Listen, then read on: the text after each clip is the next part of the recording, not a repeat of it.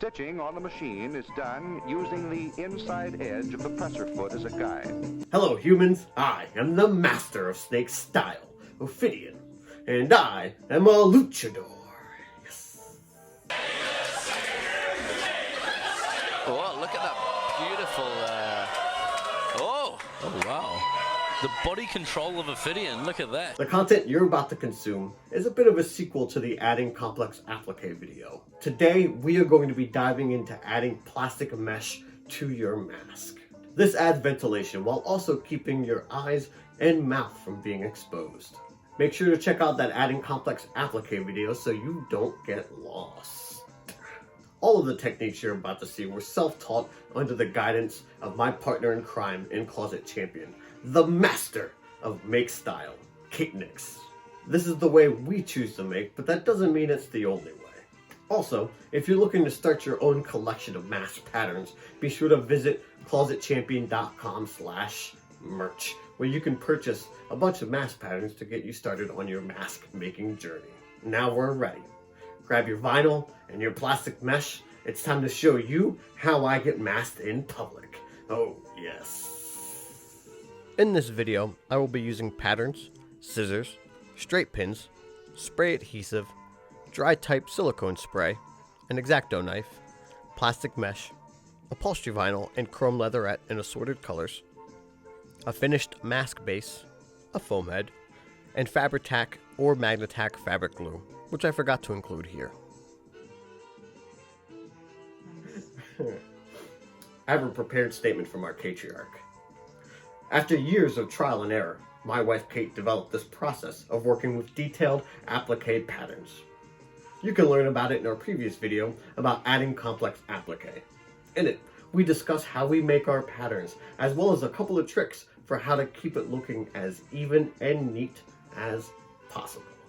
You can check that out by clicking that little eye up there above me.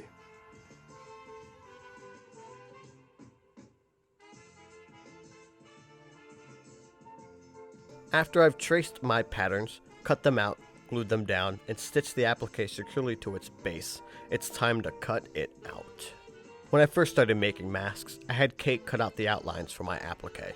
Learning to cut out the borders evenly is a skill that takes time to learn, and there are no quick tricks to make it easier. There are ways to build outlines into your pattern, but this is how I'm most comfortable. This way allows you to accommodate for any shifting of the applique during the sewing process. After I've completed the outer border, I cut out the hole where our plastic mesh will go. Once my applique base is fully cut, it's time for me to glue it down to the mesh and backing vinyl. First, I put a line of Magnatac around the mouth hole, wait for it to get tacky, and lay down the piece of plastic mesh. After it's dried, I cut the mesh down to size, then cover the back of the vinyl applique with Magnatac, avoiding the mesh, and lay it down on upholstery vinyl backing.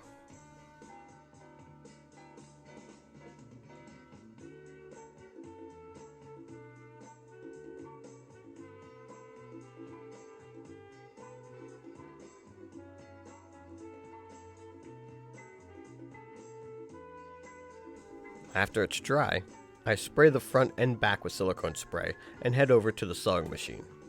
First, I sew down the mouth hole, and then I sew down the border, being sure to backstitch at the beginning and end of my seams. We sew the innermost areas first to prevent puckering in the finished product.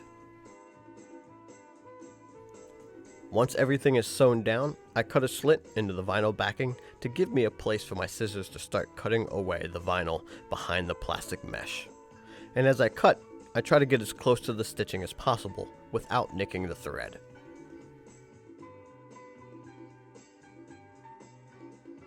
After I've cleared away the backing behind the mesh, I cut away the extra vinyl around the applique, angling my scissors underneath the top layer so the backing isn't seen from the front.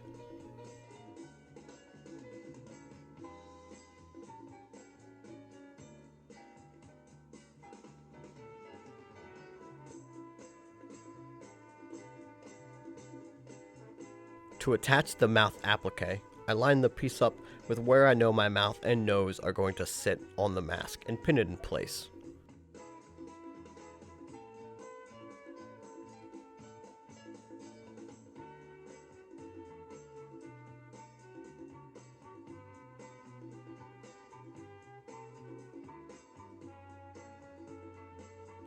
Once I'm satisfied with the placement, I put a thin layer of Fabri-Tac on the back of one side of the applique, then lay it down on the base, pinning it to the foam head as needed.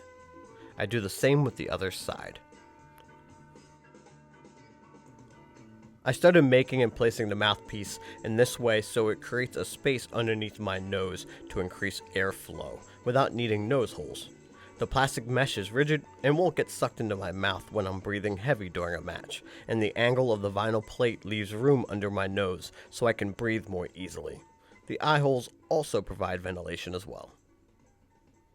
After about 25 minutes, the applique is dry and ready to be sewn down. First, I spray the applique with silicone spray to make sure the project goes through the machine smoothly, and then I sew down the mouth hole, making sure to keep my stitches about 1/8 of an inch away from the applique's edge, and backstitching at the beginning and end of each seam.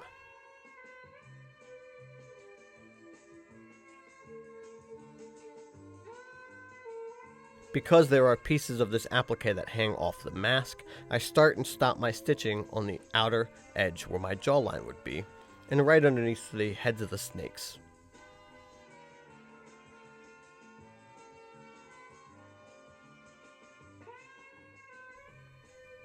Once the applique is sewn, I clip the threads and cut out the mouth hole.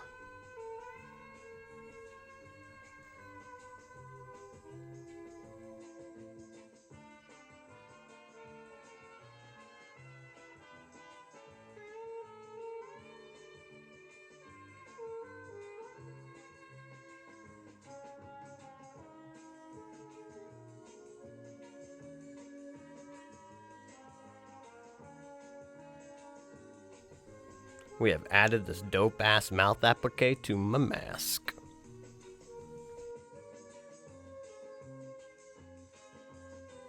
If you've got questions, we've got answers over on our Patreon at patreon.com/closetchampion. You can join for as little as $2 a month and ask whatever questions you'd like to me or to Kate. Be sure to follow me across all social media, Instagram, Twitter, Facebook, YouTube, at Ophidian Cobra, and show me the mask you guys have been working on. I feel like I don't want to say this, but I guess like and also subscribe. No one ever sounds good saying this. But hit that like button, hit the subscribe button, comment down below. Your interactions help us make more videos. Thanks for watching, and goodbye, humans. Yes.